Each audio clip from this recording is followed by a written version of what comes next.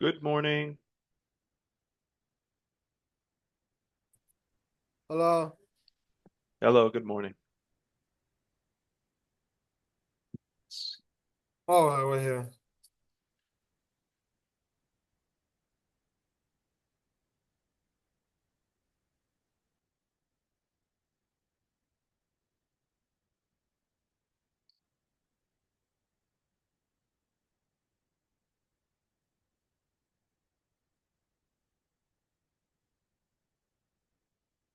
We will just be waiting a little bit longer. Hopefully, more will join. I hope everyone is having a nice day. Um, we are going to be going through a PowerPoint presentation. Um, it's going to be going over computer basics. Basically, if you have any questions, you can write them in the chat. Um, if you need to, we can talk, but I will go through the process of explaining how to use Zoom for anyone who might be less familiar with it. Um, Again, we're just waiting just a little while. Good morning, good morning. Um, all right.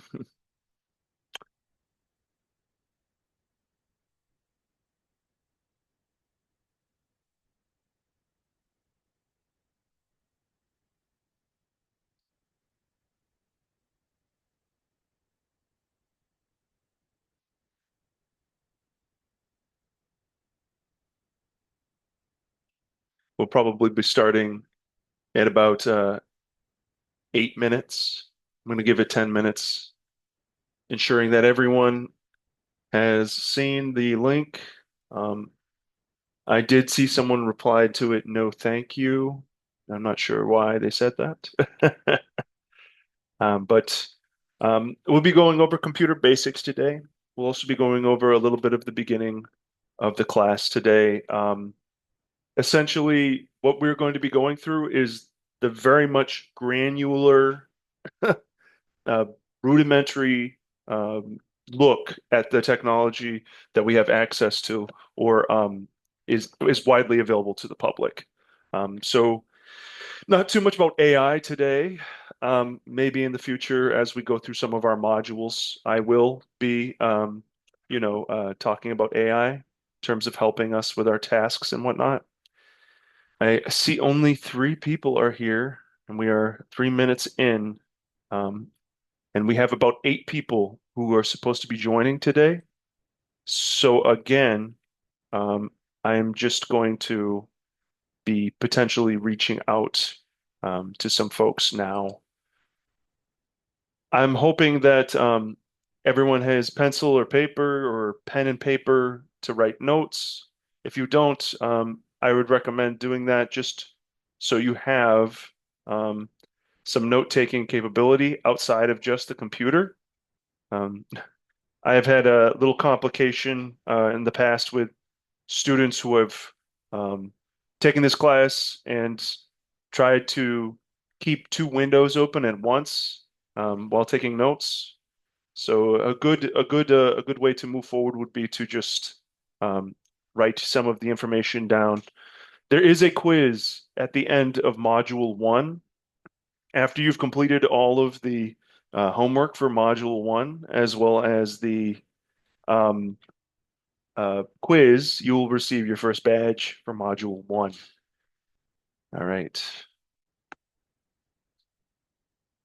I'm going to mute myself now, and hopefully we have more people arriving to class.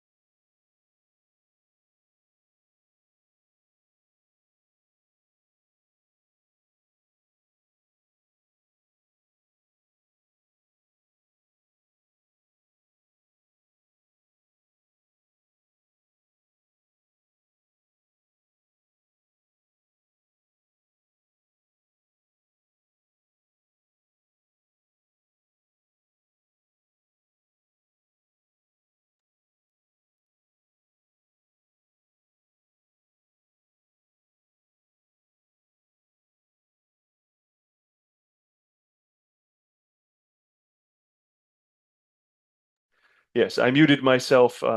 Apologies.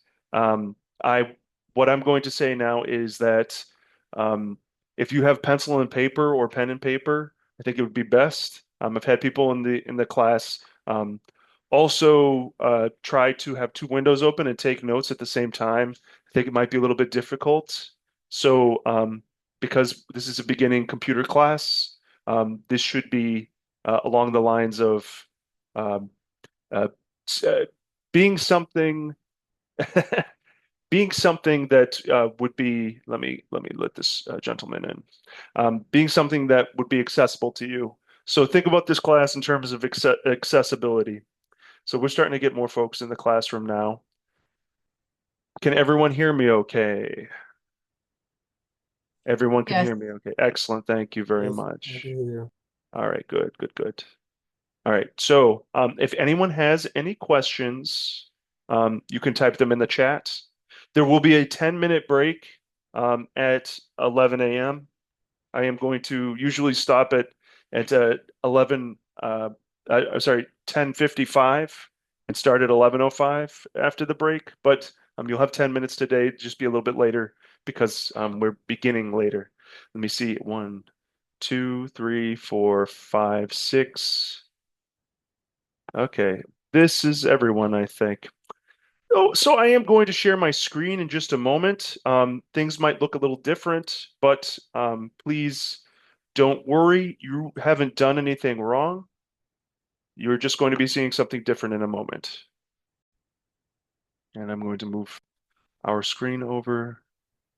I'm also going to open our chat. So I have a full view of the chat that we are going to be using, and I'm also opening up our attendance here with all of our participants. I am taking attendance. The system actually will create a document that is going to have everyone as their name is written, um, signed in, and I compile that as proofs for attendance over Zoom for the class. So. If for any reason you have an emergency or you think you're going to miss, please do let me know. I would rather be able to give you an excused absence than have to report it as unexcused. And of course, it doesn't, to me, matter at what point or at what level of days you might be behind in class. I am available to help you catch up. So I mean, it does matter. If you wait until the day before the last day, it's going to be difficult to catch up, maybe at all. But trying to stay on top of things will be beneficial to you, and it will be beneficial to your experience in this class. So please do try to show up. Try to show up 5 minutes early. Um, if there's a, I used to be told when I was in school, 10 minutes early is on time. If you're not on time, you're late. If you're late, you're unprofessional. If you're unprofessional, you don't work. I can tell all of you are not needing to hear that. It is also, maybe a little early for you. But my hope is that you can come to class late.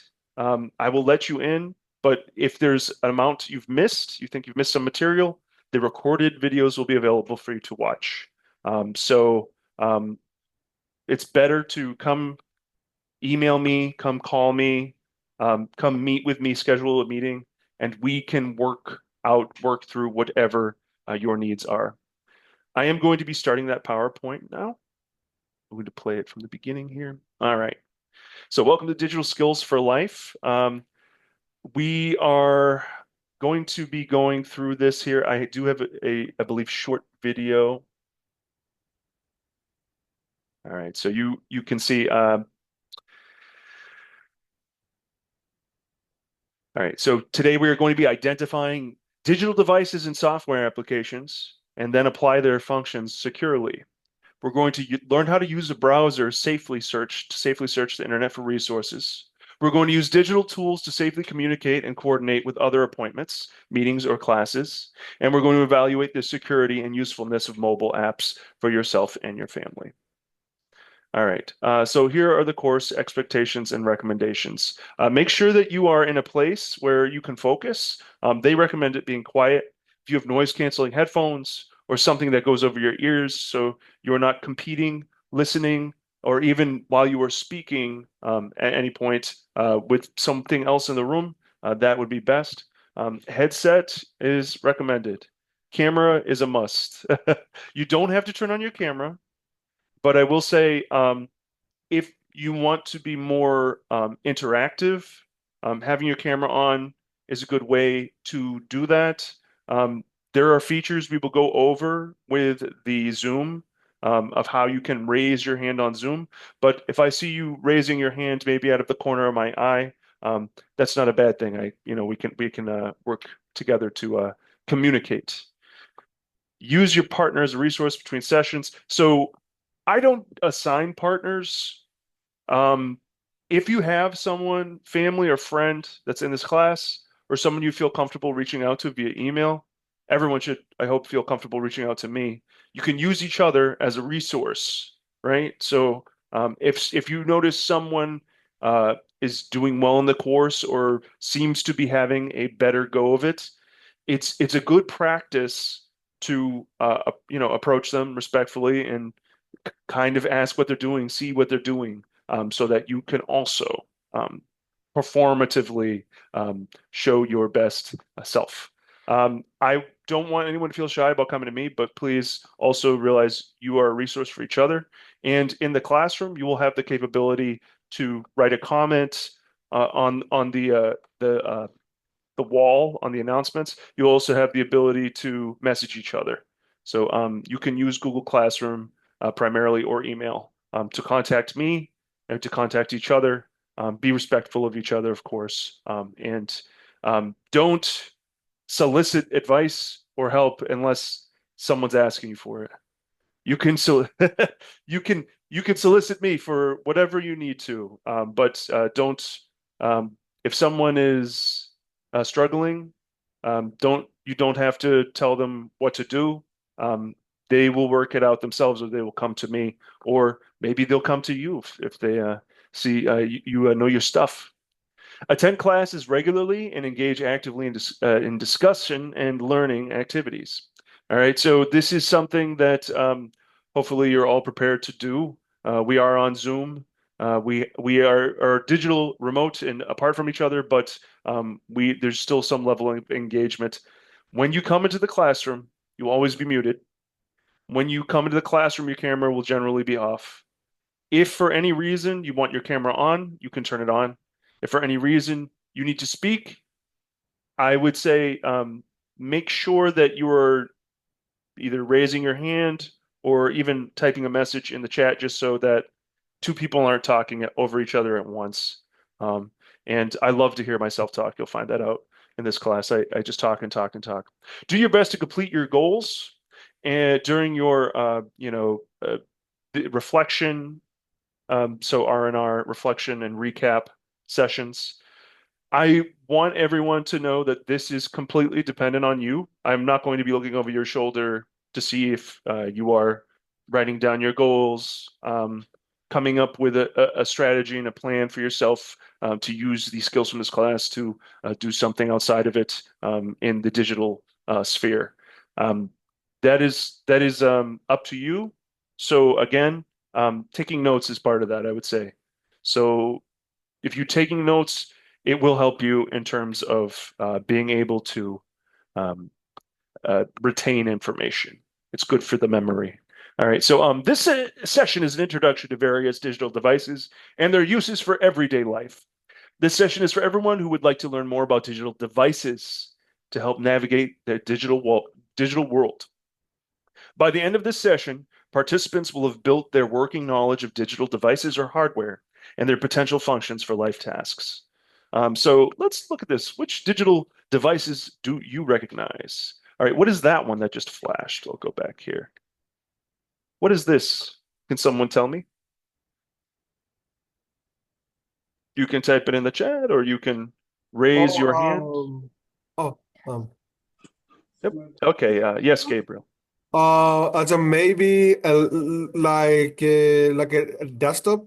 No, like Oh, a tablet. oh, okay. So that's not the device that flashed, but I will use a laser pointer to highlight it here, right here. Oh, this You one, the see? phone. Okay, I It's see it. okay, just a phone. What kind of phone? Phone like iPhone. Okay, so it's some kind of phone. Maybe an iPhone, maybe a smartphone, maybe Yes. an Android. Okay, all right. Now, Gabriel, thank you for answering. Okay. Someone else. Let's see. What is this? Let's try that again. A laptop.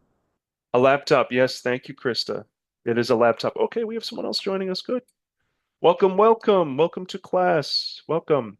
Um, Now, what about this device? The one that just flashed. This one right here. Who can tell me what this is? Someone else. Who can tell me? What is this thing called? I'm circling it with my red laser pointer. Monitor. Okay, so you are correct. This specific screen here is a monitor, but what is the whole device called? Computer. This is a computer. What kind of computer? It's not a laptop, it's a Desktop. desktop. Yes, that's correct. Excellent. All right, let's see what else we have here. Oh, over here. What is this? What is that? We just saw it flash right there. Looks like it has a touch screen. This is a what? I'll say it is a this is yes, you are correct. It's a tablet, a smart tablet. And what kind of tablet is this one that's flashing? If anyone uses Safari, they'll know. That's right. It is an Apple, right? It's an Apple device. It is an iPad. Very good. Yes, Krista. Yes, very good. All right. Let's continue ahead. All right. So now we are going to discuss some of the differences between hardware and software. All right. So let's take a look at this for a moment. All right. So we have examples of hardware over here, and hardware refers to the components of our uh, technology that are physical and visible, right? So we have things like uh, our laptop computer, right? We have our iPad. We have an Android phone. We have a printer. So these things are components that we can hold in our hand, look at, and observe in the real world as opposed to, oops, okay, I don't know if someone's trying to enter into the classroom. All right, as opposed to software, which is right over on the right, you can see my laser pointer sort of circling these. All right, so software are the programs and applications that run on the devices, right, which enable the hardware to perform a specific set of tasks, right? Software has to be installed right, in order for it to be used. Um, the hardware has to be present for the tasks to be performed, but both are interdependent. You cannot have software without hardware, right? So we'll cover more about software in our next session, but some software that we're looking at right here are things like our email, right? This is Outlook email. This is software that comes onto our personal computer, our PC. We have Mozilla and Google and Microsoft Edge. These are browsers. This is software for browsing on your internet, right? These are three different internet browsers. So this is how we can access the internet. For this class, you'll be using Google Chrome quite often. All right. So if you have access to Google Chrome, excellent. If you do not, we will discuss as we go further in class. And then we have some other software here. This is a very big and important piece of software for word processing, right? This is Microsoft Word. This is where we can type documents, right? We can take these documents, edit them, create them, and of course, send them digitally over our email if we are emailing someone with documents. Um, there are other word processing softwares. We are going to be working with Google's Google Docs in our class. So one of your assignments is absolutely going to be on Google Doc. Most of them probably should be, unless you really want to work with Microsoft Word. And of course, this is the it is a store. This is the what's it called? This is Microsoft, and I want to say it's Microsoft Store or Windows Store. This is where you can purchase software for download.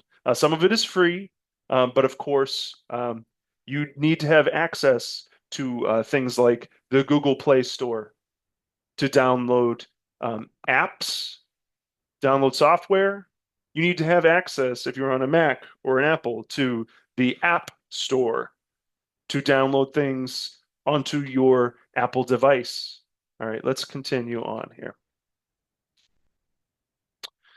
So now we are going to talk about mobile phones, right? Mobile phones, cell phones, these are portable devices that are used for, communication. These are telecommunications devices, and they use a network in order to transmit and receive voice, video, or other data. Let's look at some of these. Yeah, we have this flip phone, and it is an Android. You can call and text on it. Actually, on all of these, you can call and text. But can you download apps? Can you access the internet? You probably can access the internet. It has a browser, but it is very slow and it is not at all as efficient or visually um, easy to access. Because look at the size of the screen, it's small, right? The size of the screen is small. Versus you have this touch screen on your Android and on your iPhone. These are both known as smartphones, right? So the iPhone is a smartphone, the Android is a smartphone. Android is owned by Google. Because this course is funded in part by Google, you're going to see lots of Google products, lots of Android devices as we go through this. But it is undeniable that iOS, which is the Apple operating system, right, for the iPhone, this is huge. Lots of people have this, and both systems, which are better than the other, it's not really about which is better. It depends on your uses and your access. Google has some very nice products. The Google Pixel, the iOS, so iPhone operating system. So if you see OS, it stands for operating system, and the I is iPhone, iPhone operating system. Yes, good question, Krista. And the Android, there's going to be benefits to both, right? They both have pros and cons, but none is better than the other. Google has a new phone, the new Google, the new Google Pixel. Say that 5 times fast. The new Google Pixel actually has excellent cameras, great photo editing software. So the product is good, but Apple also has wonderful cameras and wonderful programs. Some programs are available on the iPhone, and you can't download them to the Android. The Android will usually CIA. Yes. Someone was just saying iPhone is operated by the CIA. So just a word of what's it called? Um, I would say in terms of everything that you do on either device, if someone wants the information of what you're looking at, where you're browsing, how you're doing things, they will be able to get a hold of it. Um, the FBI knows how to unlock an iPhone. The CIA, I imagine, would know how to unlock one. There are some programs, and I'll talk about them as we go on in Module 4. That's it's a little bit harder to trace the messaging. It uses Bluetooth, but you'll probably hear about them in the news. Things like Signal, and Signal is the big one. There's another one that is in terms of communications, Telegram. I want to say it's Telegram. These are both messaging apps that it's harder for government entities to see what you are doing on them, but not impossible. So remember that. Let's continue on here. So again, if you have an Android, there are a lot more apps that it will be able to download. But with the iPhone, there are many apps you can still download and others that aren't available over Android. So it's a mixed bag. There are benefits, there are drawbacks, there are pros and cons. What you choose, that is up to you. And price is also something that factors into it. Usually, Androids are more accessible and affordable. They're also they come with some of the Google apps. You have to download Google onto the iPhone, right? Your internet browser on your iPhone is going to be Safari. And Safari is fine. And in fact, Safari is being pushed right now in terms of it doesn't share your data. We are going to have a break later. Yes. Yes, Gabriel. We're going to have no, we are going to have a break at 11 today, at 11 o'clock. So we'll have a 10-minute break at 11. But we started a little late. Usually we will have a break at 10:55. So we are going to continue on. Okay. Thank you for asking. So this is something just to keep in mind. They're both good, but sometimes one does not have what the other offers, and sometimes one cannot have what the other offers because, of course, they want you to go through their system, right? They want you to purchase software on their store, not on the Apple store, not in the App Store. They want you to purchase it on the Google Play store. And again, of course, it really just depends on preference. Apple's products are great. They're more expensive, but Android is usually more financially accessible and it has connection to Google, which is a very important, uh, not just browser, but provider of free apps. And what we'll be using for this class. So using an Android cell phone. So these are set up a little bit differently. You're going to see, we can see the battery at the top of the phone here, and this one's fully charged. There's the charge cord, and the port is different, right? It's going to be different than the iPhone. So now we may see some overlap because the iPhone just had a lawsuit from the EU in terms of their plug. We're going to talk more about the kinds of plugs that we find in computers, but you will be able to connect your iPhone a little bit more readily than having to purchase a very special charging port, right? So this is going to be on the bottom here. It's very much the same with the iPhone. Oh, look, we can see the Wi-Fi where you see these bands and this little dot. That is the symbol for Wi-Fi on your computer, on your phone. We will talk about the nature of phones and phone use when it comes to data versus Wi-Fi. So data are these bars, right? So this is a cellular network. You can access the internet through your data. When you're on your phone and you are not connected to Wi-Fi, you're using data. And if you are on a phone plan that is unlimited data, this is a very a very interesting concept. Your data is unlimited, maybe, yes, but the speed at which the data is going for you, it's going to slow down as you use it more. So you have limited speeds with data, right? So at the beginning of the month, you might notice right after the pay period, you might notice your speeds are very fast.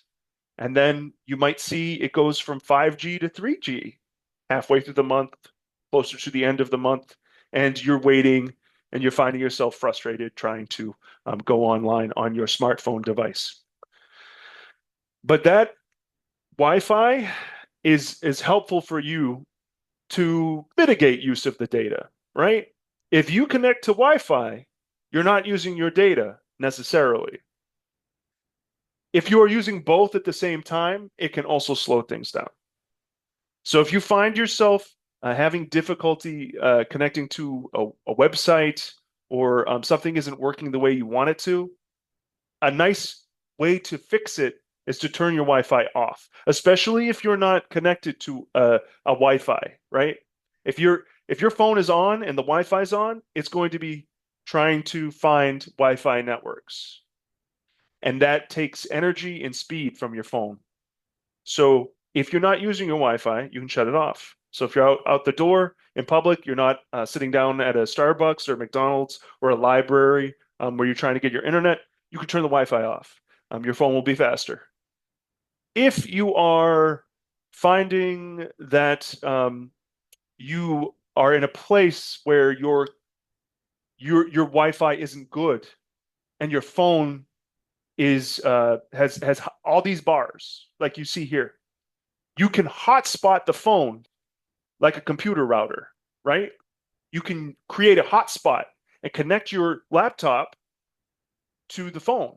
So this is something also that you can do with the data. But keep in mind, the more you use your data, if you're hotspotting it for a computer, it will slow down. So keep that in mind. And everyone has different phone plans and phone service providers, but this is something to keep in mind. Turn your Wi-Fi off when you're not using it and connect to your Wi-Fi when you want to give the data a little bit of a pause. And of course, if you're on airplane mode, you can you can program the phone so that your Wi-Fi is on, but your data is off. You don't have to always do that, but it's a way to solely rely on the internet. And there are certain apps too where I don't know about the Android, but on the iPhone, if you are connected to Wi-Fi and you don't have data service, you will still get text messages. So that is something beneficial. That's a perk of having an Apple device. One is not better than the other, but there's some perks to each.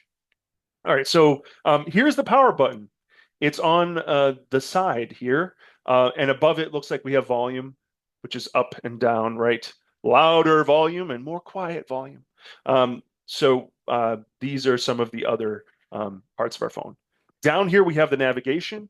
It looks like we have some buttons, a square button, menu button, and this is an arrow that looks like it's pointing back.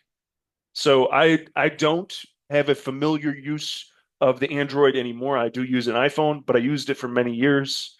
So some things have changed. I can tell you that the home buttons, right? These navigation buttons, they are more likely not actually physical buttons that you have to press, but touch screen, right? That is how it is on the iPhone. We don't have buttons to press anymore. When you push it, it feels like you're pressing a button, but what it really is it's a little vibration given off by your phone. So you know you're making contact with the button. Um, Whereas on the iPhone, which we will talk about here in a moment, we have similar but different. There's the battery. There's a charge cord. If you have an iPhone, you know it can be more difficult to find the charge cord. With the newer models that are coming out, of course, with USB-C cord, it may be easier. We may start to see some cross use of the USB-C cord in phone charging. There's the Wi-Fi. We have the data. Again, the power is on the side, but the volume is on the opposite side, right? So if you are using an iPhone or if you're picking up someone else's iPhone to help them use it, know that we have opposite sides of the phone with these buttons. Our navigation, three dots for the Apple users. Rather than having three different screens with a menu, a home button, and a back button, this has just you swipe, right? And there used to be a home button. My phone no longer has the home button, but everything is now just touch. Okay, so now we have some computers and tablets. All right, we're going to look at the pros and the cons. Is one better than the other? No, but the right tool for the right job, right?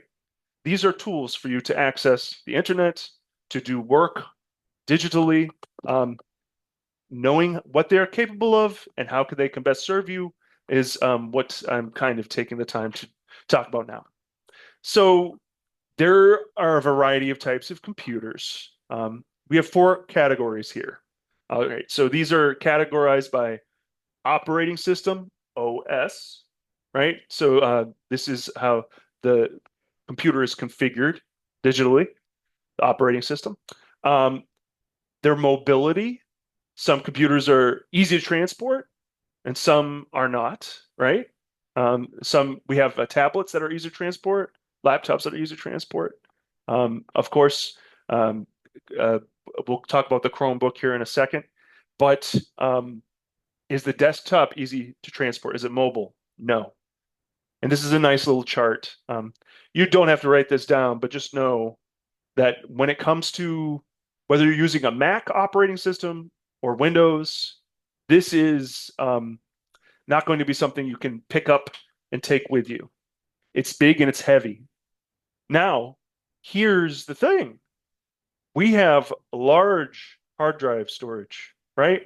So if I'm saving files, if I'm using Microsoft Word and I write a lot, I can save a lot of files on this computer before I need to get an additional hard drive.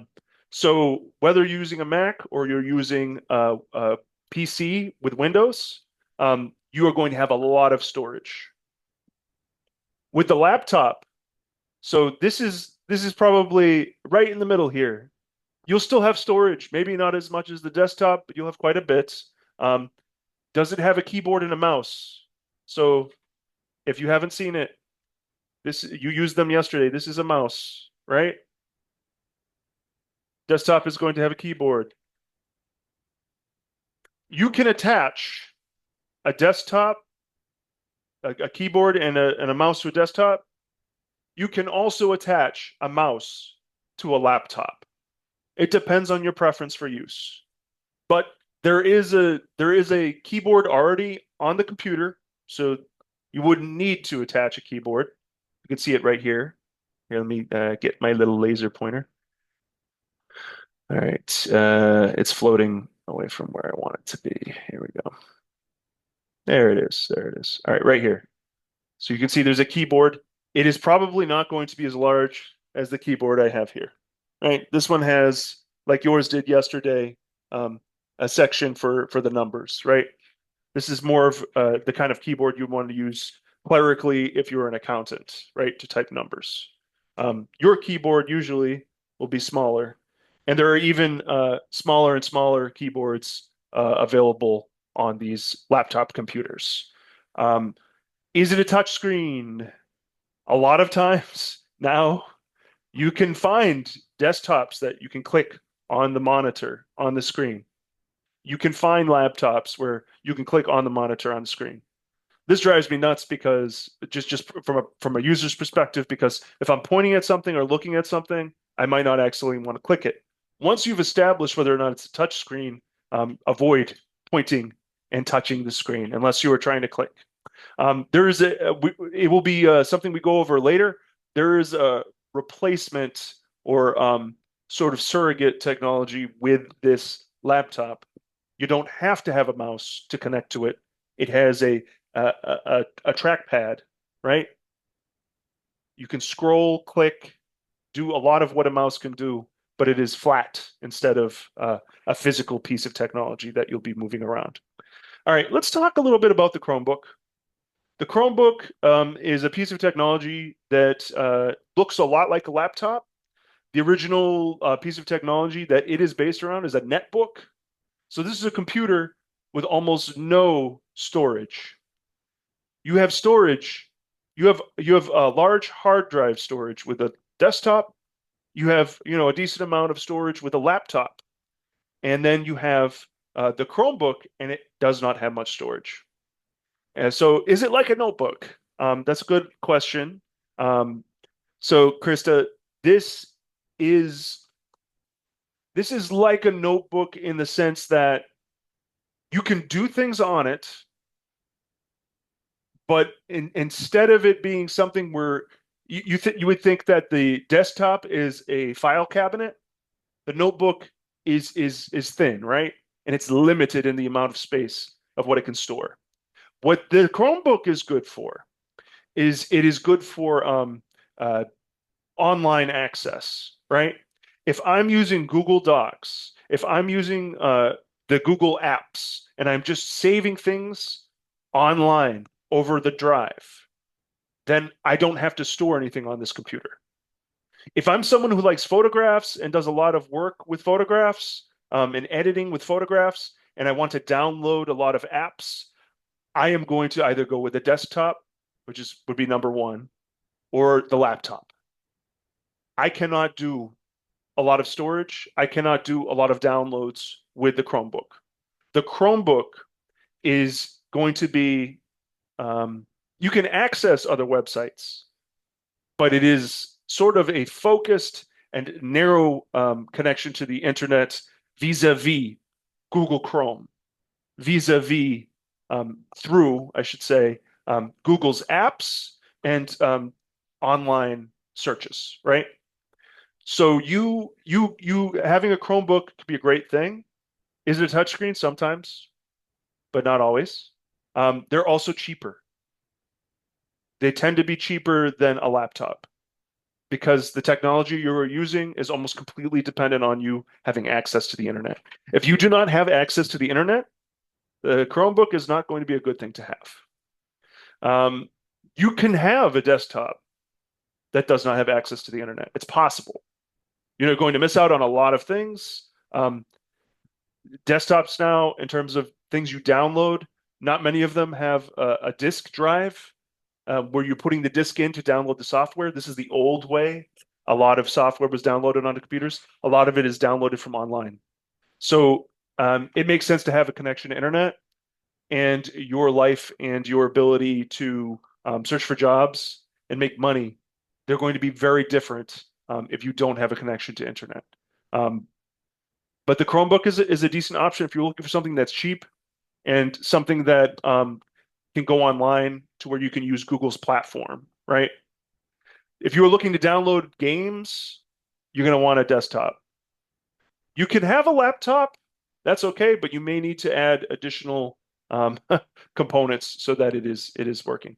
A desktop is going to be a really good bet in terms of storage. So if you are downloading computer games like World of Warcraft or something, you're going to want a desktop. You can have a laptop to do that, that's fine too, but you may need additional components to connect to your computer. With a Chromebook, you are not playing any games unless they are online because it is too much storage. It's too much for the computer. The tablets are very convenient, right? The portable, extremely easy to store. I think the first tablet we saw in terms of storage was um, Steve Jobs he was the CEO of Apple while he was alive. He had a manila envelope and he pulled out um, I believe it was probably the MacBook Air, actually laptop, but the accessibility and portability of a tablet is unparalleled with all these devices. You really almost don't need a case. It could actually be in something as simple as a purse, depending on the size of it. Um, so if you have a larger purse, but it doesn't usually come with a keyboard. This is a component outside of it. A lot of times, if you're typing onto it, it'll be like going on your phone, right? The keyboard can be added on, however. So if you're someone who needs to be online, who does a lot of emails, who uses maybe their tablet for design, that's something that can be done. You can attach a keyboard for helping, but you're going to, in terms of a mouse, it's not really practical to have a touch screen device like that and have a computer mouse. It'd be like if you had a computer mouse for your phone. So everything is touch screen. So if the screen is damaged, you'll have to take it in and repair it, right? That's true of any of these devices, but um, you could really be inhibited with this tablet. It does not have large hard drive storage, right? So you are not going to be writing a novel on your keyboard with this device. Um, and of course, there are different and varying kinds of tablets. There's tablets for reading books like the Kindle, and then you have tablets made by Windows, Android, and of course the iPad through iOS, which is Apple. Let's continue here. Oops, let's go back a little far. There we are. All right. So this is a desktop computer. So we're going to be this is going to be a part of the class where if you're going to take notes, maybe now would be a good time to start. Um, so this right here that I am circling, this is the monitor. The monitor is the display screen, right? It shows the user both text, images, and software applications. All right, so when files are saved on a desktop computer, the files are typically saved on the hard drive because of the amount of space available instead of cloud storage, right? So when you are using a desktop computer, you're going to be saving to the computer, not online. You will see today, we will go over Google Classroom and I will show you turning in assignments, what that looks like. But in terms of actually accessing this device, you can store a lot of information in it. All right, the tower. So that's what I'm circling here. The tower of the computer houses the desktop computer's hardware, including the CPU, motherboard, and hard drive. So when we're talking about saving files to the hard drive, this is where they're going. You might save them on the monitor, right? That's where you see it, but they're actually in the brain of the computer. This is the brain of the computer, the tower, right? All right, so when files are saved on a desktop computer, they're typically saved on the hard drive because the amount of space, there's so much space versus cloud storage. So if you were saving it online in the cloud on the Google Drive, there is a limit to how much you could save. So if you're using Chromebook, maybe if you have a lot you need to store on Google Drive, you will pay monthly or pay for the additional space to be able to store this information. Otherwise, you're going to store it on the hard drive. And there are people who have portable hard drives as well that they store information on. But this is the tower. So this comes with the computer. This is the brain and I would say heart of the computer itself. Here's the keyboard, right? So this device allows users to type text, numbers, and symbols, and that appears on the monitor. All right, so keyboards can look different and attach to the desktop in various different ways. Some of them have a wire, like this one, that are plugged into the tower. Sometimes it's plugged into the front of the tower, sometimes it's behind the tower. I think I've even seen some computer monitors with ports. There are some desktop computers that are all in one, right? Like a Mac, the tower and the monitor are one. A lot of times what you'll see too is if there isn't a wire, right? If there isn't a wire connecting it, it will have a USB that is a receiver for the batteries, right? The batteries are going to be what powers this instead of the electrical wire, and it will communicate with the computer. So you'll be able to type and not be directly connected to the computer with wires, right? So there's different components and different ways that this connects. You will have the wire or you will have Bluetooth, right? So you will have the USB port that it plugs into with the wire, or you will have a USB chip that you plug in and it is wireless. You can type from a distance away if needed. We have the computer mouse. All right. Right there. So computer mouse is handheld and it is hardware that is an input device used for pointing, moving, drag, and drop. You can select text, you can select icons, objects, files, folders on your computer. It is a pointing device that allows you to communicate with your computer and move around different parts of the computer screen. All right, so I can show you right now, you see this red dot? This is my cursor, right? This is connected to my movement with my mouse. I am circling the mouse by using my mouse. It is a little different on a laptop, but we will get to that in a short while. We have a monitor, our tower, our keyboard, and again, our mouse. These are the components to our computer. Does anyone have any questions about this? And I know it's a little rudimentary, but again, we have different and varying experience with computers. So we're just going to go granularly breaking down everything. All right, so next is going to be laptop, right? So we have our portable computer with storage. Yes, a Bluetooth keyboard. Yes, Gabriel, I mentioned that. So you can either plug in a keyboard with a USB. Let me go back here. You can either plug it in with a USB port and a wire like this one has, or it can be completely wireless, right? And operate off of battery energy. And then it would connect by a little USB that's wireless that sends out a signal, the Bluetooth signal. Of course, you have to connect. You have to go on your computer and connect the Bluetooth of the keyboard to the computer itself. And if you use a new computer and you have a keyboard that is not directly connected to it, this can also be something you have to download or connect to. All right, let's continue. A laptop, this is portable. It has storage, not always as much storage as the desktop, but a sufficient amount that if you needed to save work or files, you could. Again, you could also purchase a portable hard drive or a little flash drive to store some of your information on. It depends on what you are storing, though. If you have pictures, pictures are going to take up a lot of space.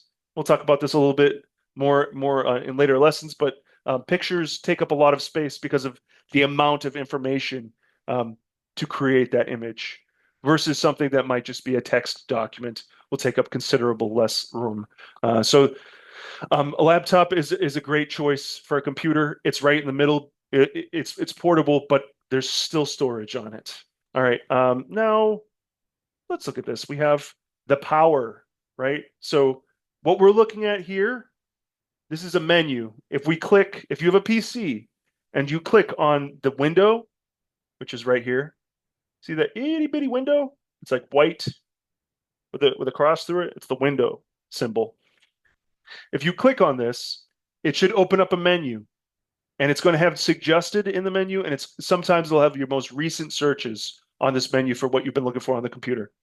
But this little circle with a line cutting through it, right? There's a circle and a line cutting through it. That is the power symbol. This is how you're going to turn your computer on, how you're going to turn it off, or restart it. You can also put your computer to sleep. These are all options that you have. I will say this is an important one to know for a couple reasons. One, if anything is ever wrong with your computer and something is behaving strangely, a good rule of thumb, a good practice might be, I am going to turn my computer off. I'm going to shut it down for 10 seconds completely. So you let it go through the process of shutting down and the screen turns black and you count 1 Mississippi, 2 Mississippi, all the way to 10 and you turn it back on. And a lot of times that kind of troubleshooting will improve whatever the issue is. It could be an issue of something's been open too long, or there are too many applications running on the computer, or there's just a glitch. Oh, it looks like we have someone else joining us for class. Welcome, welcome, welcome to class. Hello. All right.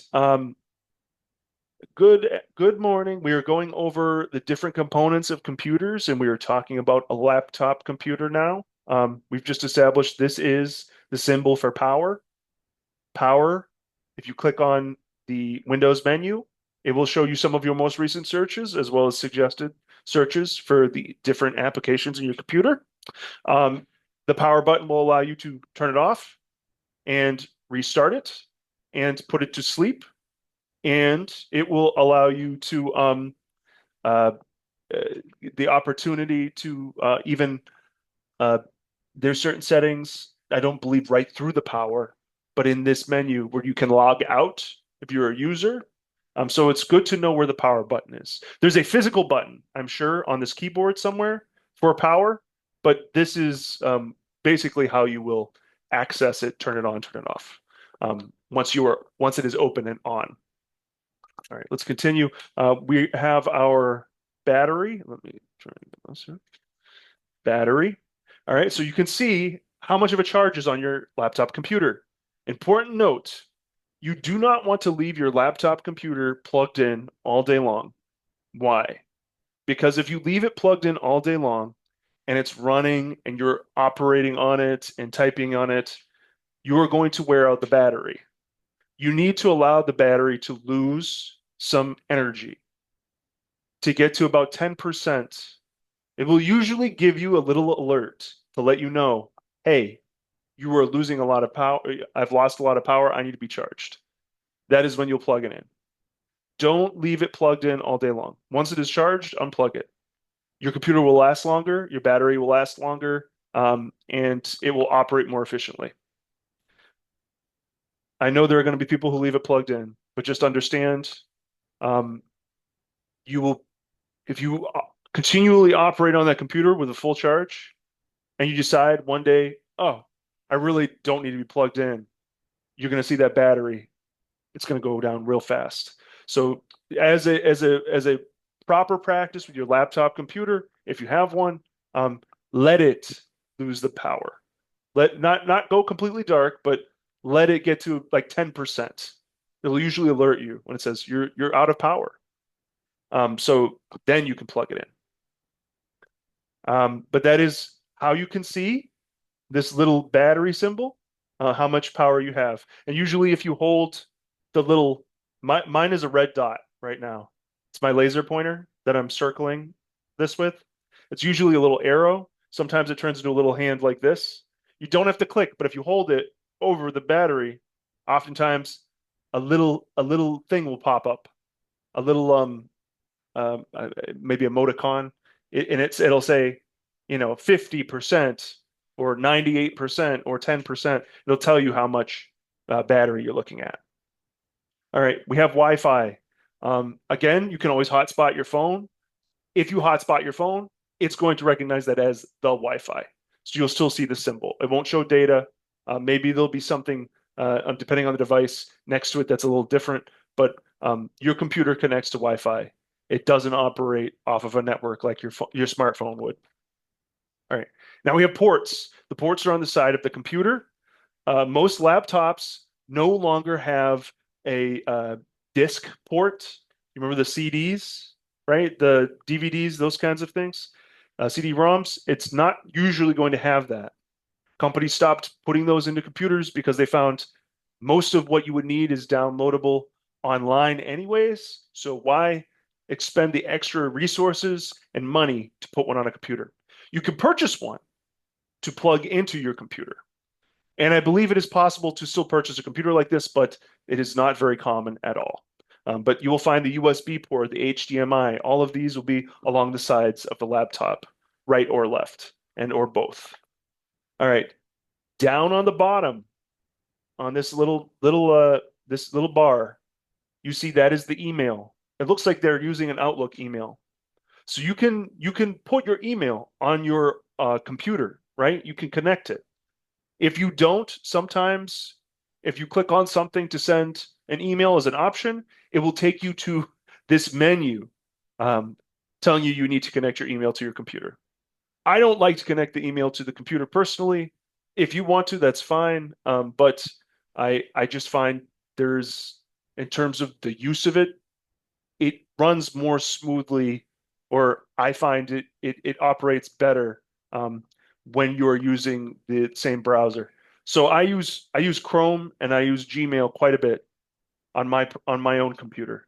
At work, I have this. I have the Outlook, and it is on it is an application that is also available on the computer. But that is something that you have to go into. You can't send an email or receive an email unless you are logged in, right? That's something that has to be set up. Then we have files, right? So this is also called a file drive or file explorer. If you are on a PC, this is what it's going to tend to look like. If you are on an Apple device, it is going to be called Finder, right? So that is something to keep in mind. It is different depending on what kind of device you're using. All right, and that is a browser right there. In fact, it's an old browser called Internet Explorer. Now, instead of Internet Explorer from Microsoft, we have Microsoft Edge, right? Looks a little different than that. But the browser is going to be what you use to explore the internet. The little symbol next to the E on the browser over here, I'm going to just circle it. That is the Chrome symbol. So Chrome is also a browser. You will also see this on your computer, and it's also something to download. Before we begin on ports, I am announcing it is 11 a.m. I'm going to stop sharing my screen. So everyone, please, you have 10 minutes now Well, we'll say 11:11. We'll come back because it's 11:01. You have 10 minutes now to go get a drink of water, to use the restroom, to stretch your legs. Um, please don't log out. You can turn your camera off if you wish. You can turn your mic off if you wish. That's fine. But please do not log out. Otherwise, you'll have to log back in. So don't leave the classroom. You will just stay in the classroom and turn off your screen like this. I'm not going anywhere. I'm just showing you. My screen is off. I'm on break. All right, you can go on break now. And if anyone has any questions, I will stay for a minute or two to answer those. Any questions about what we've gone over? No? All right. I will see you at 11:11.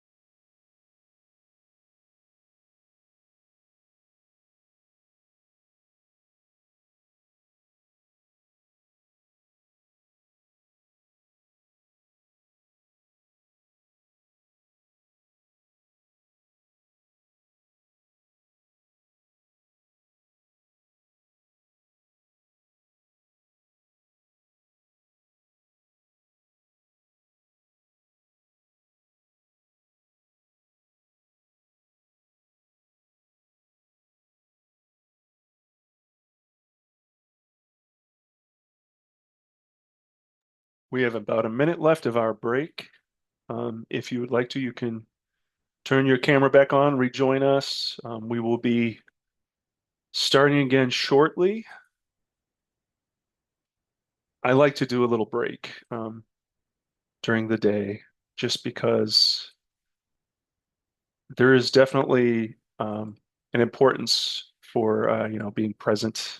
And I think part of that would be with regards to, oops. Okay, good. I'm going to share my screen. So again, um, be prepared. Be prepared to see something different.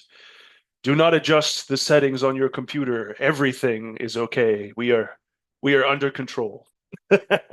Anyone ever see the Outer Limits? I messed up the initial um, intro there with the Outer Limits. It's like the Twilight Zone, if anyone's ever seen that show. And let me pull up our chat and let me pull up our participants. All right, excellent. All right, we are all systems go here. We're talking about ports on laptops and tablets. So the first one that we would like to talk about, and the most important one, I believe, is your power port. You're going to need to know where your power port is on your computer. There are different kinds of plugs. Different computers take different kinds of plugs and have different power needs. This one here is a little bit smaller in size. Um, I will say when your computer needs to be charged, you know where to put it in. Don't try to stick it in one of these other ones. And I'll get my laser pointer out just one moment. Yeah, you don't want to stick it in anything it's not supposed to fit in because that would be bad for the computer. All right, now we have the HDMI. The HDMI, high definition multimedia interface, is what HDMI stands for. That port is used to receive and transmit both video and audio signals from one device to another. So you can plug this in to your what's it called? You can plug it into your projector if you know what a projector is, right? You can plug it into your TV and you can transmit that video, that audio into the projector, into the television. Yep. Yes. Um, so that this would be important for things like presentations, right? So that is something to keep in mind. Now, if you have something like Roku or a Fire Stick or an Apple TV, those things use the Bluetooth and Wi-Fi to connect to your computer wirelessly. So you don't always have to have an HDMI, but this is going to be the best way to connect for certain to a device when it comes to I need video and audio to transmit clearly and perfectly and not give me any troubles in terms of connection. Bluetooth is great. Bluetooth is not perfect, right? So you have more flexibility and mobility with Bluetooth. However, it's not always the easiest to connect between devices. Sometimes if you're trying to connect things like an Apple computer to the Amazon Fire Stick, maybe there's a little bit more effort and work that has to go into getting those two things to work together because they are two different kinds of two different pieces of technology. One is Apple, and one has a different operating system than Apple. I'm not using that example to say they're bad or they won't work together, but sometimes it's just more practical to plug it into the device directly. You have here the USBs. So this is going to be, and USB stands for Universal Serial Bus. A USB enables similar devices, such as computer hardware, to connect or charge.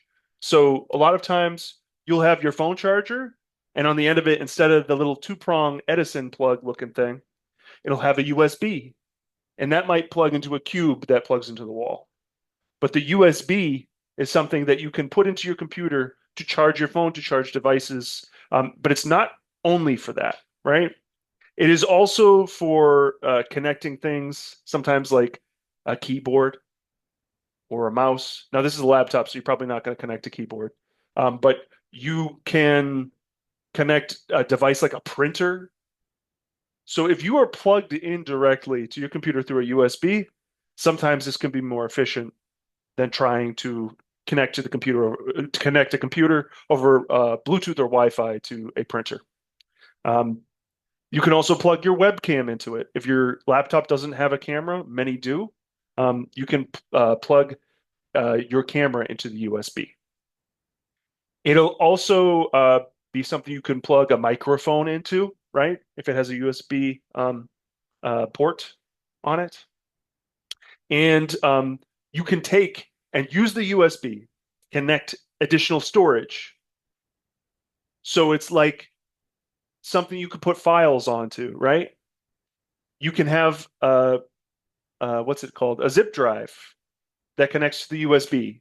Usually they're a little rectangle. Sometimes they're even smaller, and they will plug right into this USB, and you can save files on it. You can plug in an additional hard drive if you have a lot to store into this USB to store. All right, so that is some of what the USB is used for. Now, to make things more confusing, this has a similar name, USB-C, right? So it's a USB type C. They're commonly used to charge portable devices like smartphones, laptops, and even cameras. A USB-C connector is unique in that it is reversible. Look back at the USBs. You see this piece of plastic? There's only one right way to plug into the USB. Yes, the HDMI is presentational, right? So that is going to be audio and visual. And HDMI stands for high definition multimedia interface. USB-C, let's go back here. I can put it in this way, I can put it in that way. There's no right way of putting it in. Whereas with the USB, you have to make sure when you go to plug it in that the correct side is facing up. Otherwise, it will not plug in, and then you'll have to plug it in again. Now, let me move forward here. This is what is going to replace, if you have an Apple device, an iPhone, this is what is going to be on the newer iPhones. They will not have the same unique plug that they've had. They will have a USB-C. So that is something to keep in mind with charging and whatnot. But you will find this on a lot of electronic devices that need charging. So it can also connect cameras. It is smaller and more convenient, I will say. The USB is a little bit antiquated in that it's annoying if you don't know what side you're going to put it in, you can't see what you're doing. With the USB-C, it doesn't matter. It's just going to plug in, plug in, plug in, up, down, upside down, right side up. There is no right side up. With the USB, there is an upside down and a right side up. And a little trick, something that you can look for. You see that symbol on the red USB that's there? It looks like it's all these different things plugging into it. I'll circle it with my red here, my little laser right here, right there.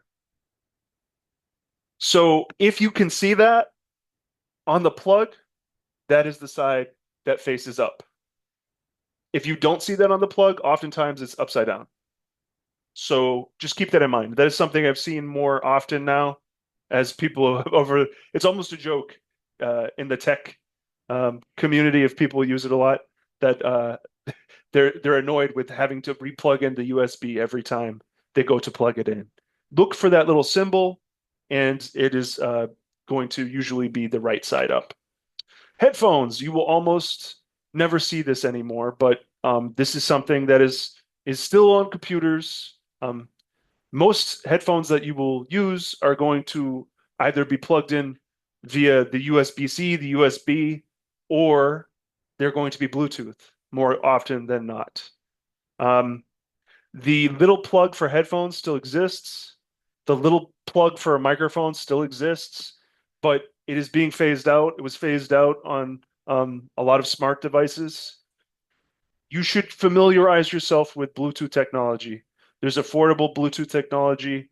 There are perks to it, and there are drawbacks. For example, with the headphones, if I'm plugged in, I never have to worry about losing battery, losing charge, right? If I am plugged in, I don't have to worry about my connectivity usually. But with the Bluetooth, connectivity can be decent, but it's not always guaranteed. There could be interference. So keep this in mind.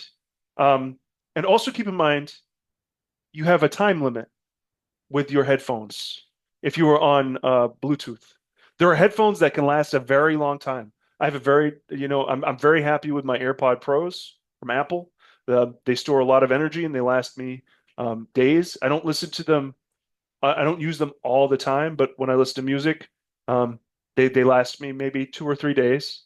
But if you are on constantly and you are, you know, uh, using them to talk on the phone, to use the microphone, especially to blast music, you're going to use up the battery. And even the connectivity is part of the battery too. And usually the headphones will let you know, it'll give you a message like, you are running out of power or low battery, something like that. You'll hear in your ear. There's a lot of different features with regards to that.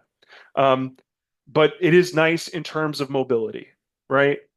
So I could have my computer on, I could have my phone on, and they're connected via Bluetooth. So I can go over here, and I don't have to worry about catching on anything with my cord. So that's something to consider. There's always a benefit and a drawback to everything that advances in technology. And of course, sometimes those benefits outweigh the drawbacks. But just keep in mind with this, it's not bad to have a plug to plug your headphones in, but it is being phased out because people just use Bluetooth, right? But if I am so far away, if I get too far away with my Bluetooth, or if there's a big, thick brick wall, that Bluetooth might not work well, right? The sound might sound weird, it might get muffled, it might not sound correct, or it might start to cut out, right? So keep that in mind too. A plug guarantees direct connection as long as the wire is good. But Bluetooth and wireless connection, they they can face some difficulties, especially if you live in an old house, especially if your internet connectivity maybe isn't the strongest. Bluetooth can be is separate from this, but sometimes the devices have to be connected to the internet. Usually headphones won't need to be, but with a printer, for example, oftentimes you have to be connected to the internet. That is, of course, not where you would plug in your printer, but I'm just giving you an example of Bluetooth having drawbacks and benefits. So, and speaking of which, Bluetooth, we've been talking about it. So you see that symbol? So it's the letter B and it looks very angular. So that is actually not a plug. It's not a port. It's wireless, right? So you can connect your headphones, you can connect a microphone, you can connect to your you can circumvent the need for plugging anything into this computer using Bluetooth. Um, you can't charge with Bluetooth, right? Not yet. I don't think we'll ever will be. But Bluetooth is specifically short range wireless technology, and it's used for exchanging data between fixed and mobile devices over short distances using radio waves. Wireless devices with Bluetooth radios must be paired with each other before they can communicate. So just because you have something with Bluetooth, it doesn't mean you could just go on your computer and use it. You have to connect it. And there's usually directions and steps involved with connecting these things. All right. So Bluetooth headphones may be connected with your computer if both devices, your computer and your headphones, have Bluetooth turned on and paired with each other. If anyone ever needs help troubleshooting a new pair of Bluetooth headphones or anything, let me know. I'll be happy to help you. And of course, online, there's information about how to connect Bluetooth if you're having any trouble with that. All right, so Let's look at this. So there are different ways to navigate digital devices. We went over the mouse, right? So it has a right click, a left click, and it has this wheel, right? As a scroll wheel. So the scroll wheel, and I can show this on the, so it's this little shiny thing. Ah, you can see it now. See that dark thing in the middle? This makes the page go up and down. There are different kinds of scroll wheels, but principally this is what it is used for. Will it always do that? No. Sometimes you have to select something to be able to use your scroll wheel. Um, for you, it might look like it's on the right, but this is the left. So the left click is very important. It's how we navigate. It's how we select things. It's how we click. If I say click on something, it's always going to be left click, right? Not trying to confuse you. It's always going to be left click if I say click. Or if you see anything that says click on this, they mean select it using the left side. So that usually is your pointer finger anyways. Your pointer finger, if you're right-handed, your pointer finger is going to rest on the left side. And you are going to, of course, click. The right click is different. The right click is going to pull up a menu. So I can show you this in a little bit here. But okay, so you can see this person. They're moving, just like I am with my mouse. They're clicking. All right, so now a touchpad or a trackpad, that is what's going to be on a laptop. You can connect a mouse, but that's preferential. It doesn't come with a laptop. So that is something you plug into a USB, or you'd plug a little transmitter into the USB so that you have a Bluetooth wireless mouse that you can use. It would most likely be battery operated or chargeable. I haven't seen too many chargeable, but you'll likely have a battery operated one. So on this, some laptops have a right click and a left click and a little scroll, right? It's not a wheel, but maybe a button that you hold down, or you can push one side, the other side, forward, backward for up and down. I've even seen them with a little button in the middle of the keyboard to where you can scroll left and right using we won't call it a scroll wheel, but this sort of scrolling feature. There aren't always buttons, though, a left click and a right click, like with a mouse on the trackpad. For the Apple and for some trackpads, it's going to be left click, right click, scroll. That's just for your own knowledge. So one finger is click. I can click with one finger on anything, right? If I use two fingers, it's going to pull up the menu, like with a right click. All right. And then, of course, we have the touch screen, which makes things easier, but also if you're used to using you're used to using a trackpad, touchpad, mouse, it can be confusing. Navigating it, sometimes you will use two fingers to scroll up and down, but you can zoom in, right? So with the touch screen, one of the most useful things is being able to zoom in, usually using a pinching motion, like an opening of a pinch, like that. All right. Now here, they've set this up very interesting. Let me see. So I wish I could pause this. Let me see if I can pause it. Let's go back. Pause. All right. So you can see this little bar here, this black bar down at the bottom of the screen. This is our navigation for Zoom. And I'm going to try to go back here.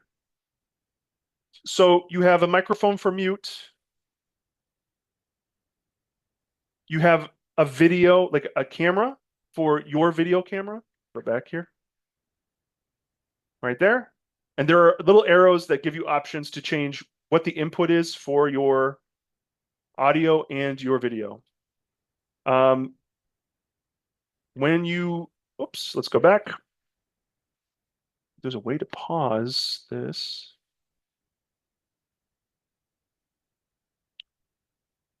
See if I can annotate. Okay, good. I've figured out how to pause it.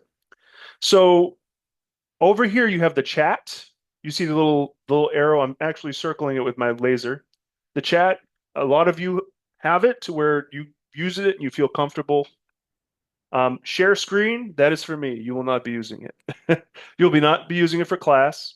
And then you have reactions. In reactions, if you don't have this on the bar already, there's a feature that's raise hand, and you'll see a yellow hand. Can everyone select either on the bottom, like we have it here? Does everyone see this on their Zoom? Can everyone select raise hand with the yellow hand?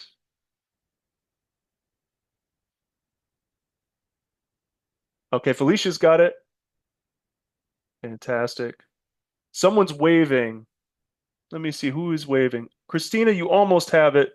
It's either waving or clapping. There should be either on that bar, raise hand, or something something inside of reactions that's raise hand. Two different ways to get to it. There you go. You got it, Christina. All right. Gabriel, can you go into reactions and find raise hand, or do you see something that says raise hand where you can raise your hands? Okay, Joe, you found it. Good. All right, who else? Krista found it. Kyler, can you go into the reactions and click raise hand? I see on the chat you can raise your hand. Can you do it on the screen? I have 4 out of 7. All right, Gabriel figured it out. Good. All right, Kyler, you're the last one. Let's see here. Kyler and Elizabeth and Shayar. I want you to look for the raise hand feature.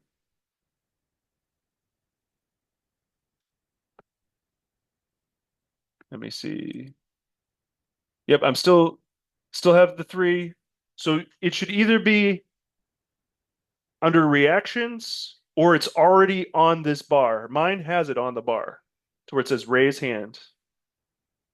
So Kyler, you found it. You found the emoji. We'll talk about emojis a little bit later in class for the raise hand, but I need the reaction for raise hand. So Gabriel, thank you. Everyone who found it, thank you. Shayar, excellent, you found it. So Kyler, are you there? No? No? Okay. Thank you. Yes, thank you. All right, Elizabeth and Kyler, we will come back to this after class, but we're going to have to move ahead. I'd say, just so you can see, I'm going to circle it on your Zoom under reactions or along the bottom. But we're going to move ahead. I'm going to turn off the annotate. We're going to move ahead. All right, so we're getting to the keyboard now. And you can put your hand down or yeah, no, you don't have to download anything, Kyler. We'll talk about it after class. I'll work with the 3 folks who had trouble. No downloading. We'll talk after class. It's okay. All right. I want this to go away. I don't want this to be here. Oh no. Okay. So I got this little circle, but that I'm not going to worry about it for now. All right. So we have our keyboard. These are known as QWERTY keyboards. QWERTY. That's where QWERTY comes from. It's the way everything is organized on the keyboard in terms of traditional typing. This is what you will typically see on a laptop. Cuts off from here down to here. So this right here is more of an accounting feature.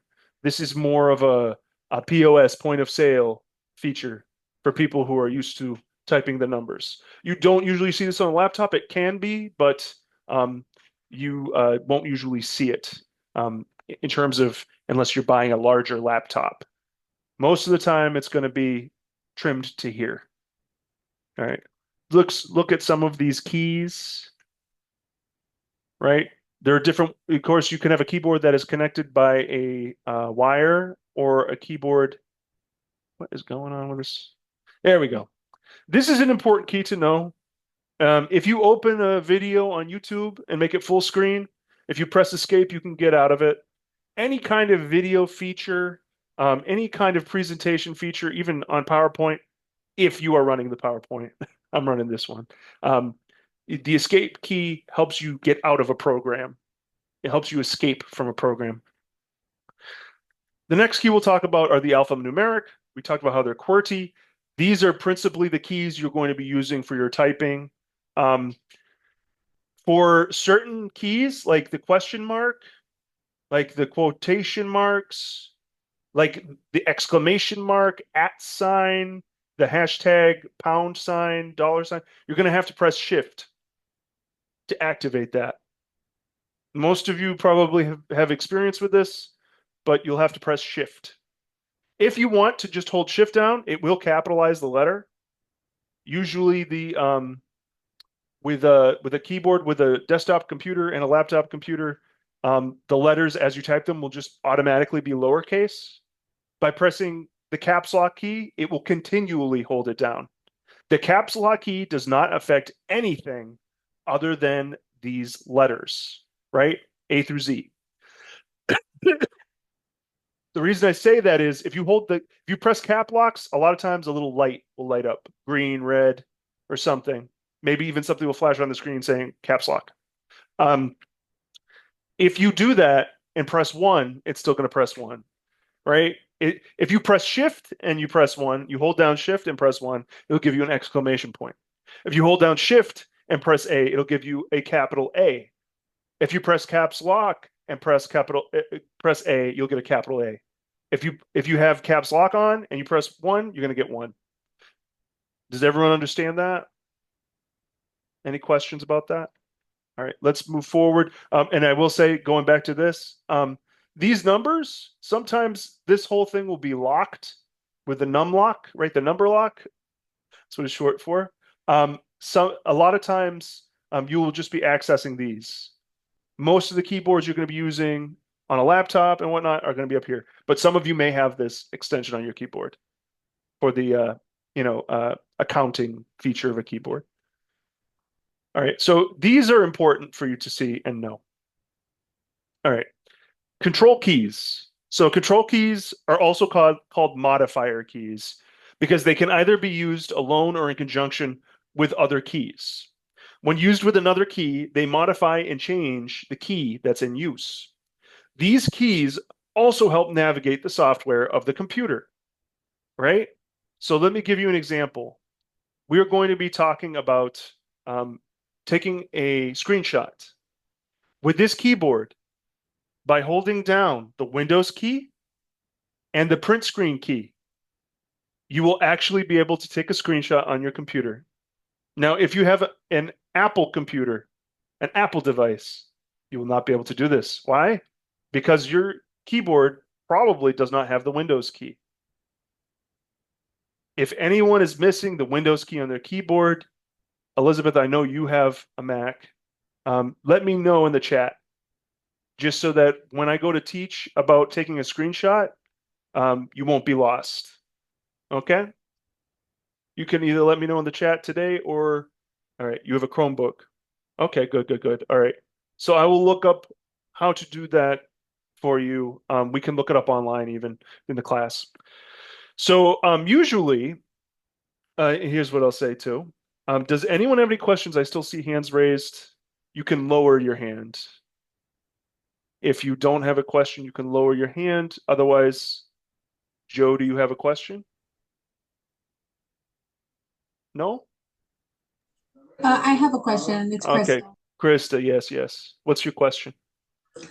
So it might be a stupid question, but you know how you said the windows and the print Print screen? the one, yeah, the print screen Yeah, right over here. Yep, you see it? screenshot.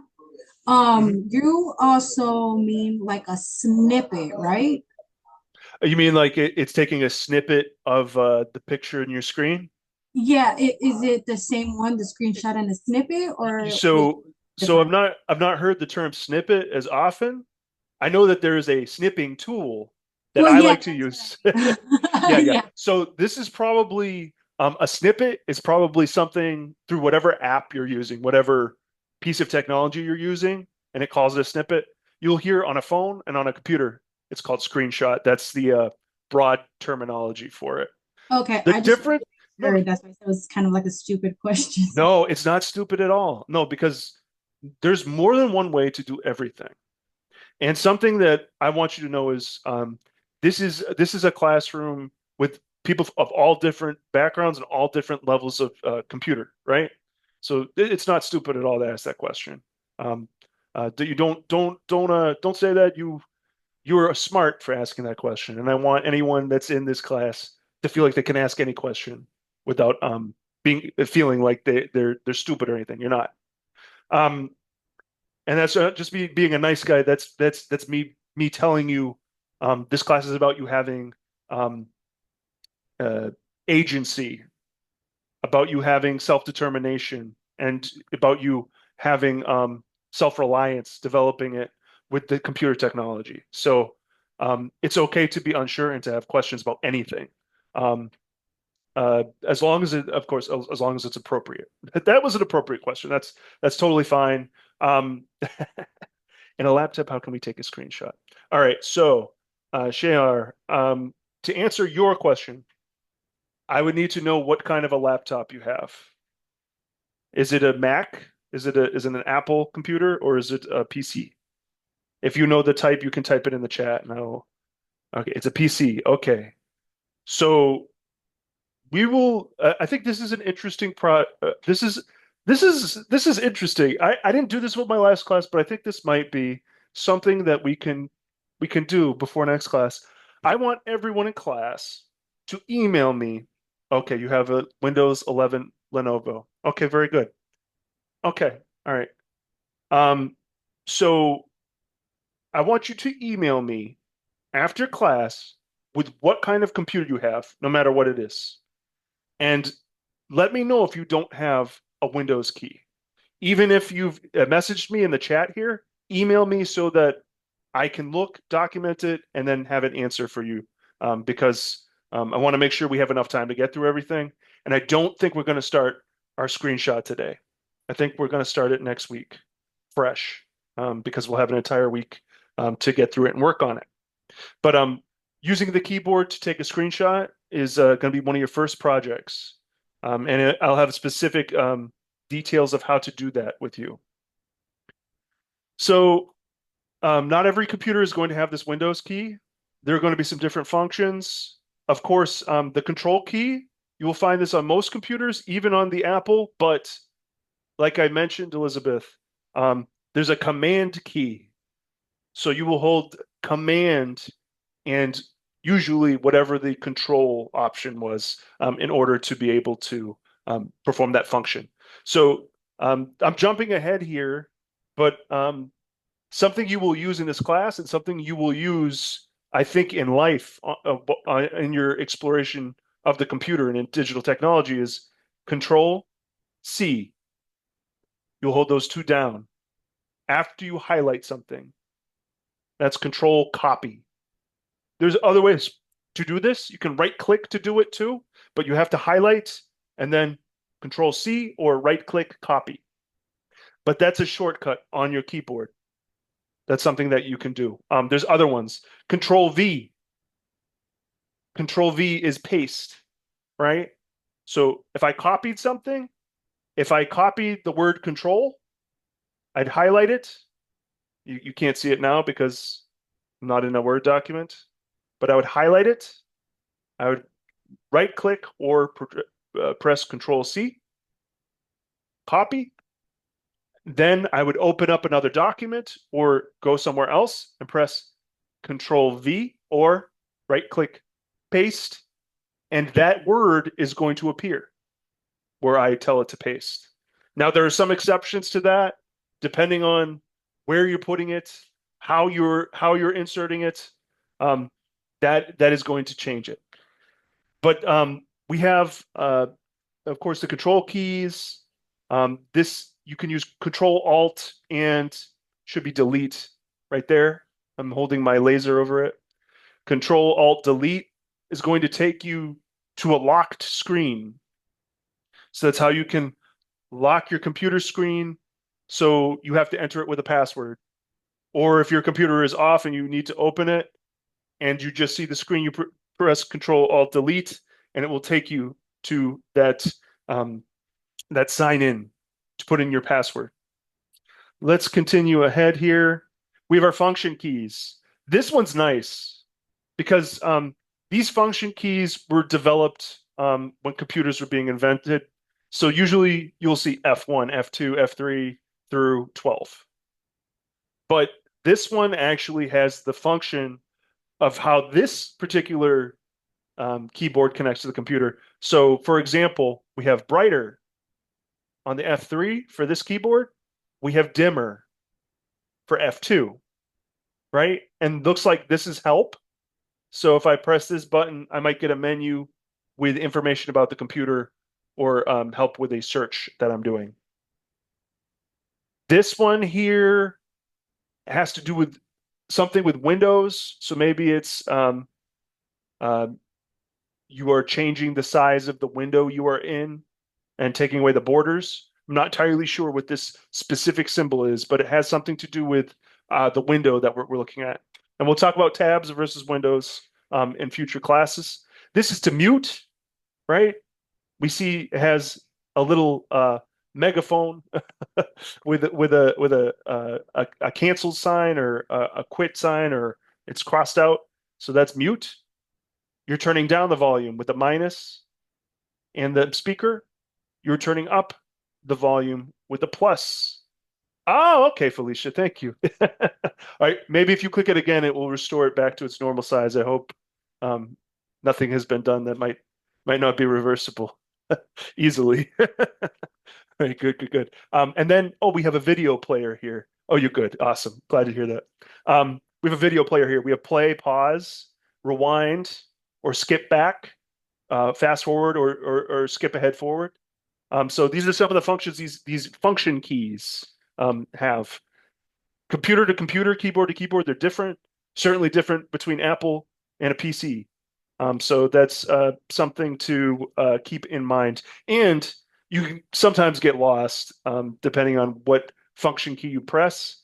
I know there's one of these keys will actually turn your screen around, or I've seen that before.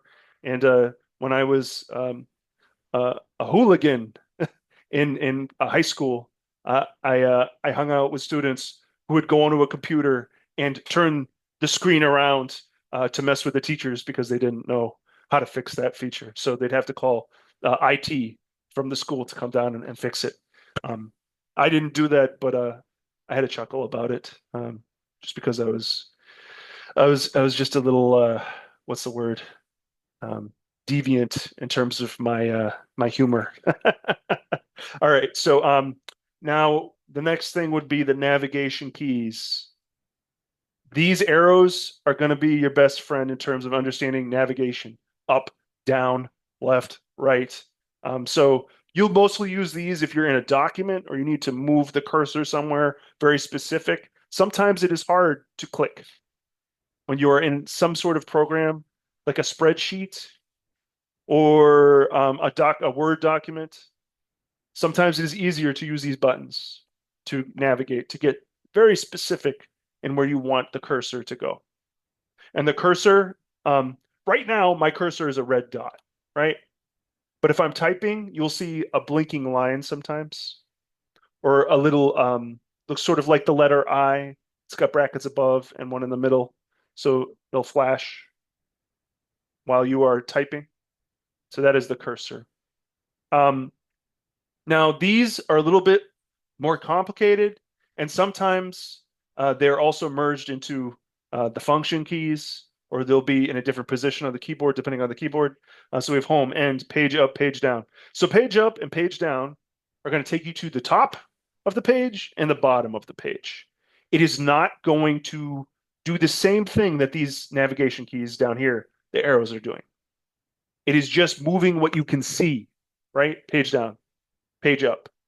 It won't select anything.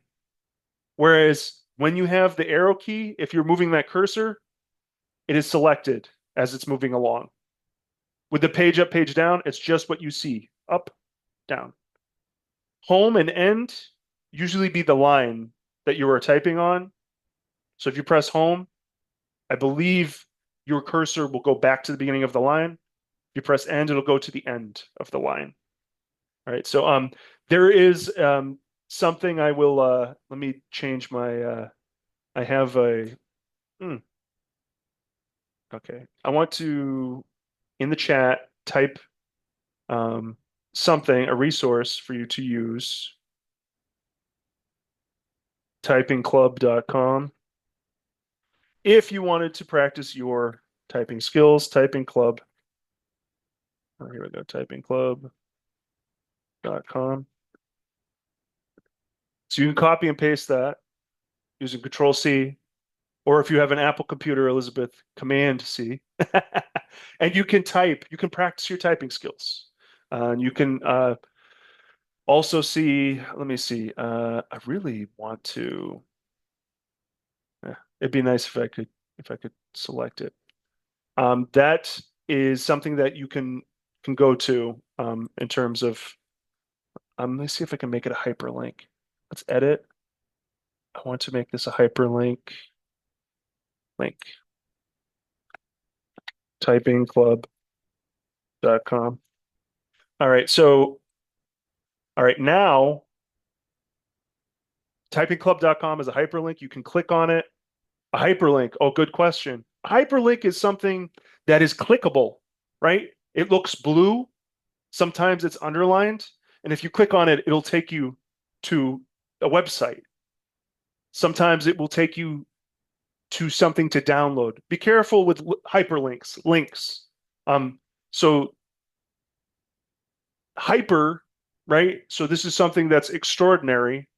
Link, like a link of a chain, right? So you are connected to something that is going to take you somewhere else, right? To a website. So that's usually what a hyperlink is. If you hear click on the link, you might have seen in my email, that is also a hyperlink that you are clicking on to get into Zoom, like you did today. All right, so yep, you found it. Excellent. All right, I am going to move ahead here, but that is some of our keyboard exploration. I'm glad everyone is. We're looking at a printer, right? So this is a piece of hardware. But just so you know, if you have a printer and it is not plugged into your computer, you will need to connect to it, usually vis-a-vis the Bluetooth. And a lot of printers need to also be set on the Wi-Fi. So if you are on two different kinds of Wi-Fi between your printer and your computer, they will not communicate. So that's just something to consider. Usually, if you go online, you can look up the printer type. So this is a Canon Prima X, maybe. If I bought this printer, I would want to have the paperwork to see. I would visit Canon and I could download the software onto my computer. Okay, good. Excellent, Krista. So anyone with a printer um, is going to need ink.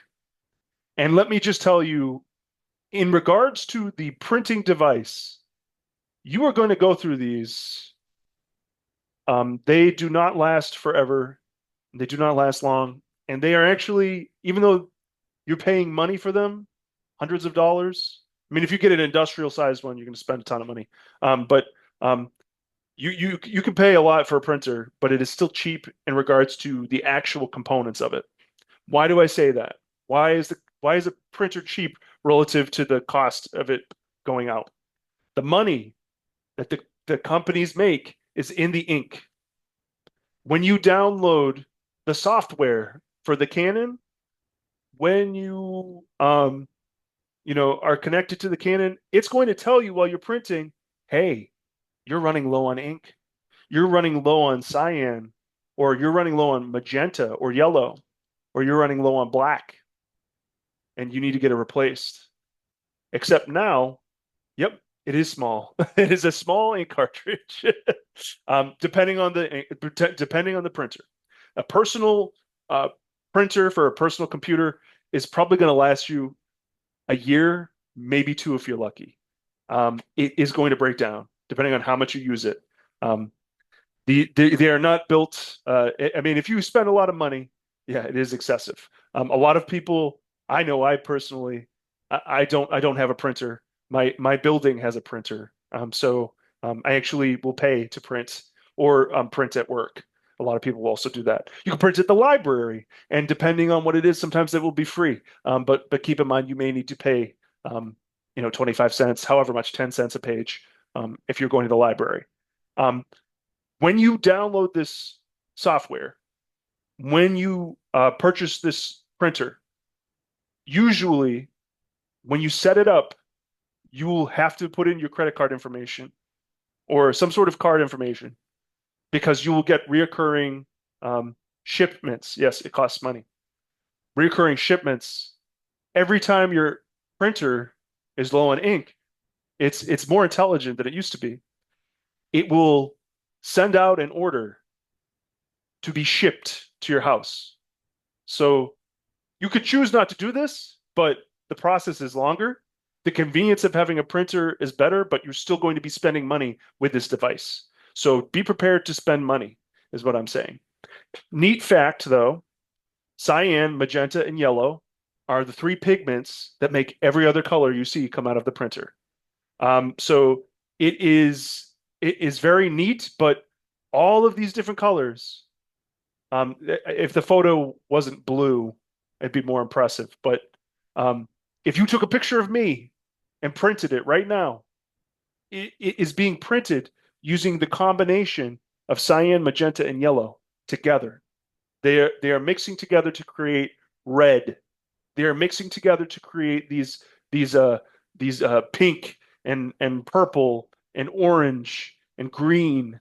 All of this is happening because these three, the combination of the different ink to come out in the laser jet printing. And of course, black, if you put all of them together in equal amount, you're going to get black. So you just learned something today, maybe about printer ink and about pigments. This is how all of these different colors are made from this one device, just with three pigments. It's kind of cool. And then, of course, all of them in equal order make black. So let me see if there's anything else you need to. You can connect it with a USB if you want. You can connect it with uh, Bluetooth, but I believe most printers are going to be they're going to need to connect to Wi-Fi. So keep that in mind and make sure it's the same one that your device is connected to. So if you try to print, for example, from a phone, there's going to be a little bit more effort involved with that because you have to connect to the printer and make sure you're connected to the Wi-Fi. All right. So again, you can go to the store and get ink. You could circumvent the ink self-ordering, but you're still going to be spending money one way or the other. But the ink is how these companies make most of their money because they know this is the reoccurring cost that you're going to be putting money into. Let's continue on. All right. So assistive technologies. Let's talk about these assistive technologies. We have a couple minutes left of class.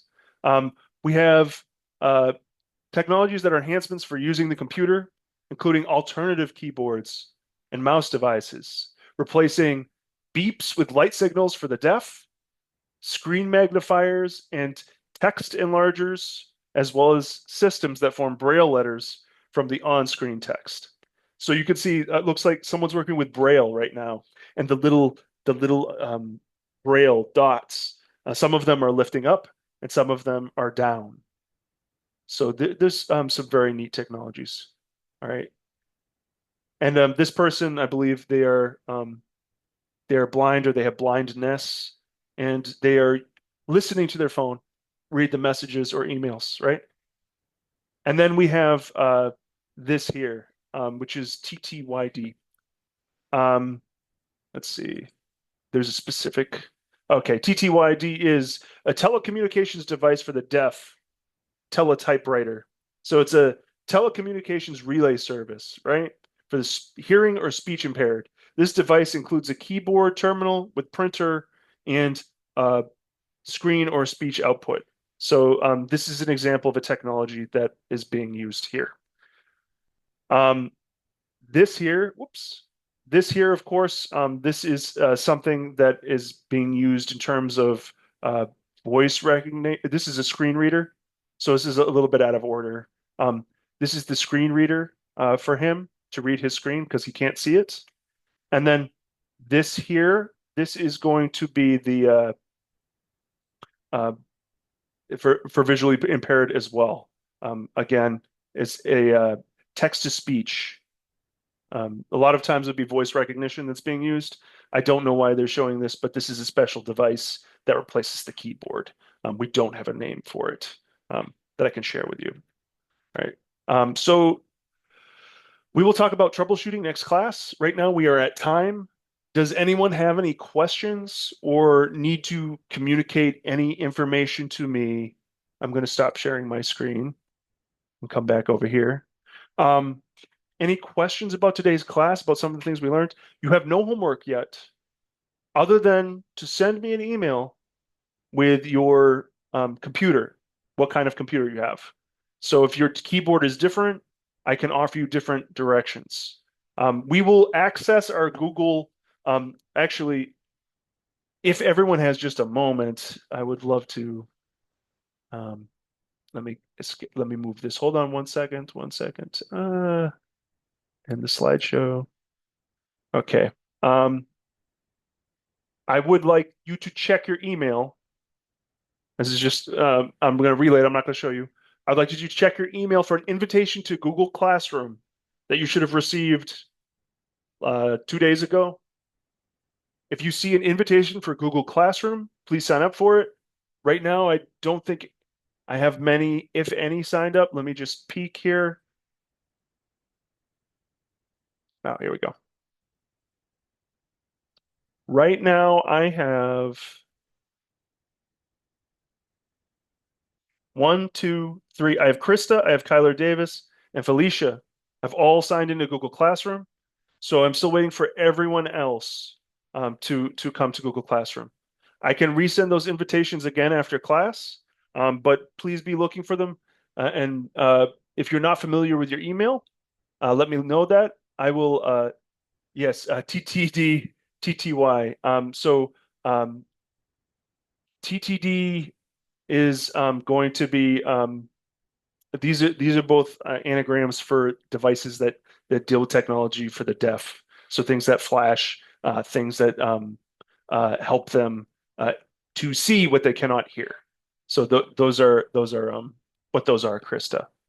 Um, the Google Classroom is going to be where we all have our work and where we can find resources, links. I will show it really quick. I'm not going to take much more time. Your time is valuable to me. I'm just going to share it real quick here. All right. So you can see Google Classroom. When we come into it, this is what it's going to look like. You're going to get an invitation. Let's go. Let me go back to my classroom setting. So you're going to see something like this, right? So, or an invitation for something. Yes, Kyler. You have a question? No? Okay. Um, No, I was just showing you that I did find the reaction to raise your hand. oh, okay, good. Oh, there. That's awesome. All right. So everyone be looking for this invitation. It's going to be through Google Classroom, Digital Skills for Life cohort for 15. Um, and in here we have classwork. This is where you're going to find all of our stuff that we're going to be working on. And each one of these is going to culminate into the badge that you will receive once it's completed. You can see module one is the longest of all of the modules. And these are all of the people who are in the class. So if you're not highlighted, like we see Felicia, Kyler, and Krista, they're all highlighted. Um, I'm going to send now just to the folks who are missing it an email. Let's see, actions, email students. It's going to do this. And I want to get the link there. So I'm going to paste.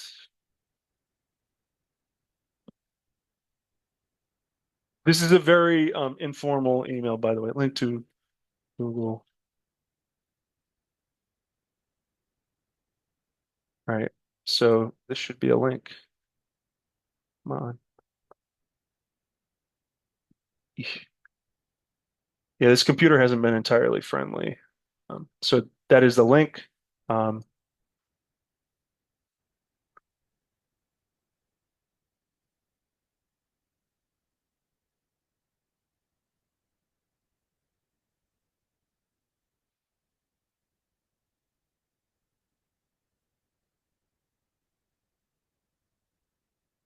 okay, so you're going to be getting this message from me. I'm sending it. It's coming from AHC. So that is what you will be seeing. Um, we're not going to worry about any of these other things. Cancel. All right. That is all for today. So let me check the chat before I go. Got mine. All right, cool. Good. I'm glad people are getting the emails. Please, if you're having any trouble with emails, if you're having trouble with anything, if anything seems ambiguous and you haven't heard from me, contact me because I do not want you to feel lost or like we can't catch up if something we lose some time. I'm going to say goodbye for today, unless anyone had trouble raising their hands. So if anyone had trouble raising their hand on the Zoom, they can stay, but everyone else can head out. I'll say goodbye for today. Did anyone else have trouble raising their hand? Because I see Kyler. Kyler figured it out. Elizabeth, are you still here? Did you have trouble raising your hand? Oh, okay. So I see there is a reaction at least that looks similar to the raise hand. So that'll work if you'll use that. I'll see the yellow. Um, I have not received the email. you have not received the email. All right. Joe, is it okay if I see your email out loud? Sure. All right. Here's what I'm gonna do. I'm gonna type it into the chat and only you will see it. So no one else will see this but you over the chat. Is this the correct email? Correct. Okay. So I sent it. You will have to check your spam or your junk folder. And if it's Yahoo, it might be junk, but it should say spam or junk.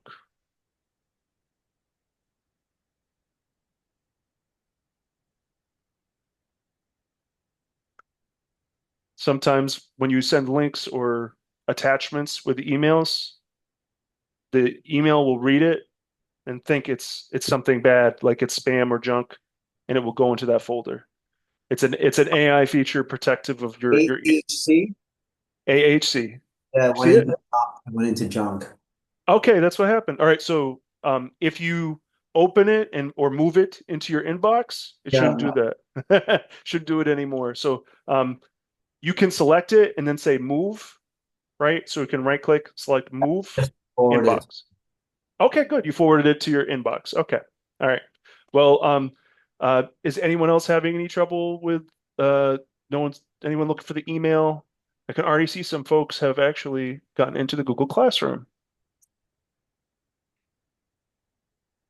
All right. I see some folks are in the Google Classroom now.